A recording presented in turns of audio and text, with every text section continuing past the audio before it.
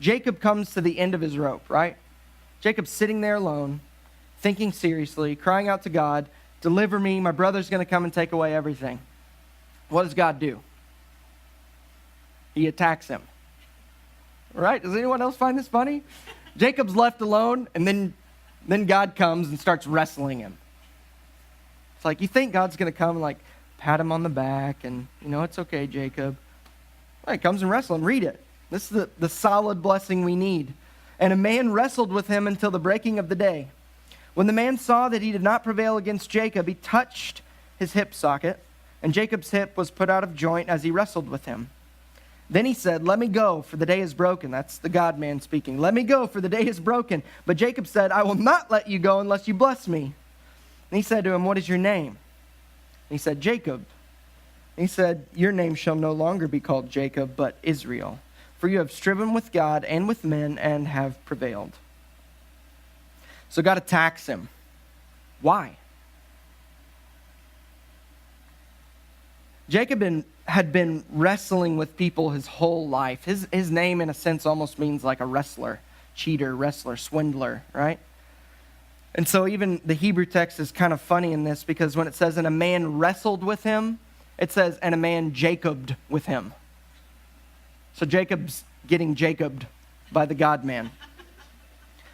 But this is Jacob's identity. He was a swindler, he was a wrestler, he was a cheater. He was always trying to get the upper hand and to get the blessing. And he'd been going his whole life wrestling to get these blessings he wanted. And then I think God comes and starts wrestling Jacob to show him that he is the one that can give him the blessing he needs.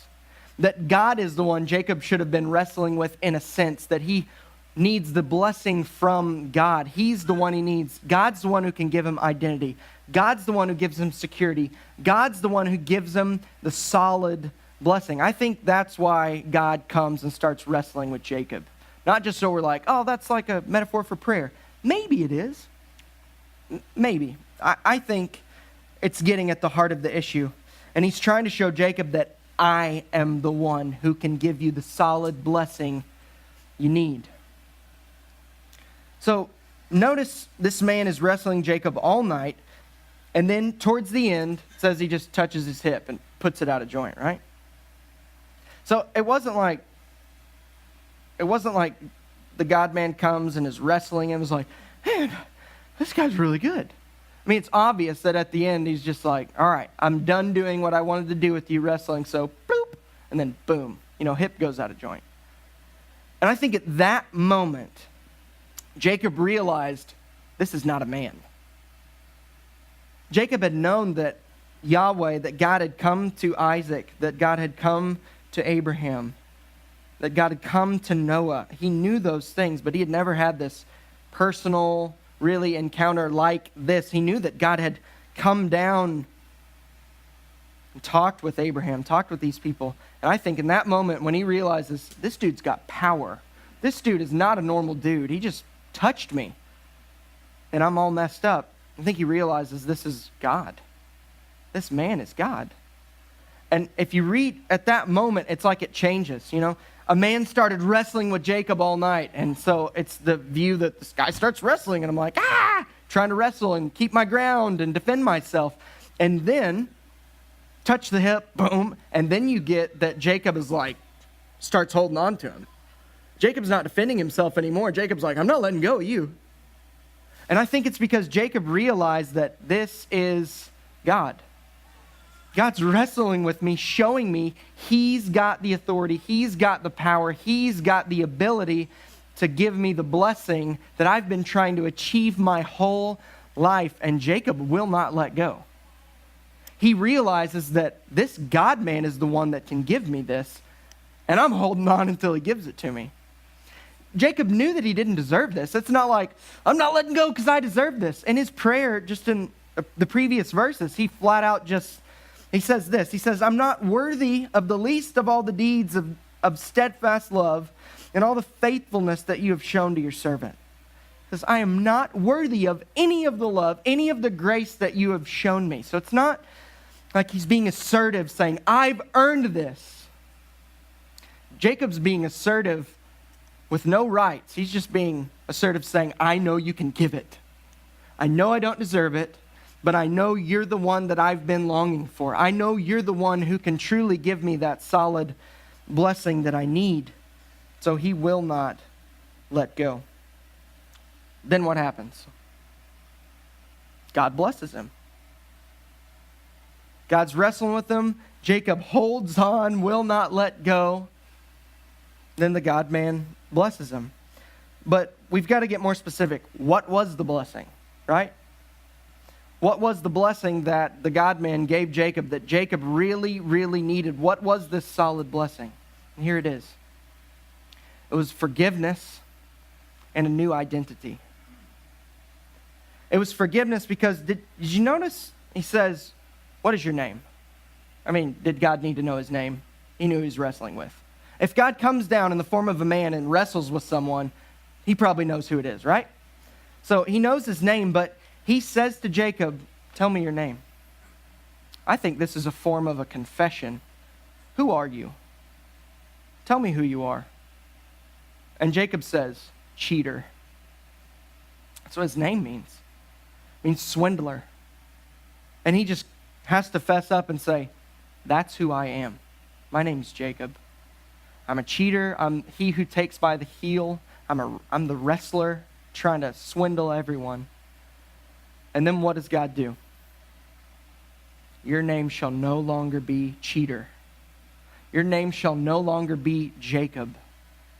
Your name shall be Israel. That means he who strives with God. Or it means God strives, literally. So the God-man comes to Jacob, and Jacob holds on for dear life, knowing that he can give him the blessing.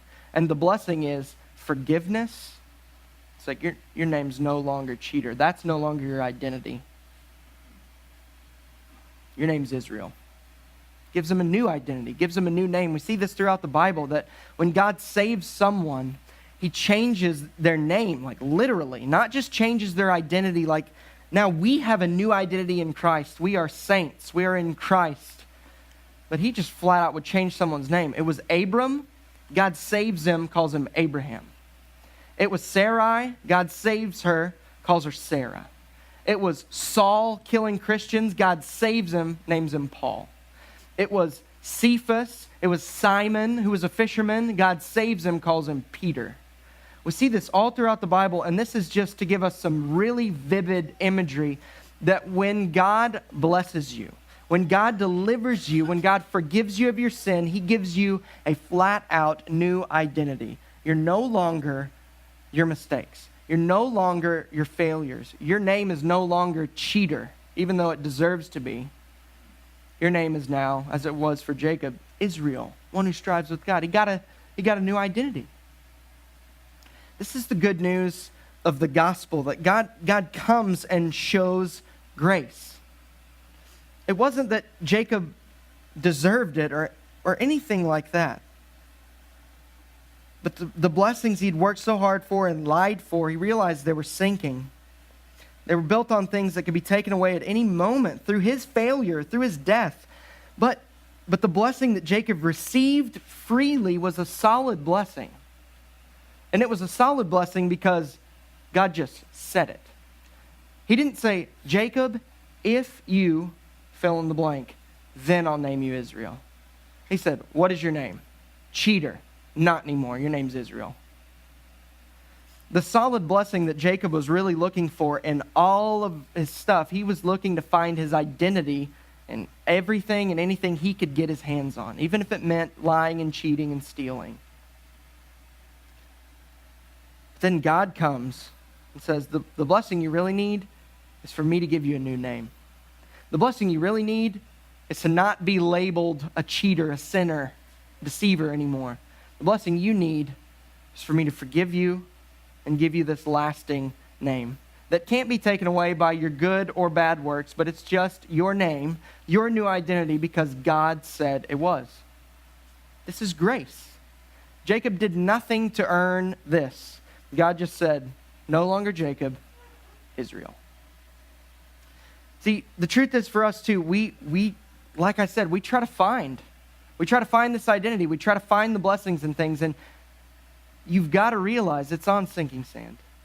You got to realize you need a solid blessing, and the solid blessing that you need, the one that's foundation is on the rock, is Jesus.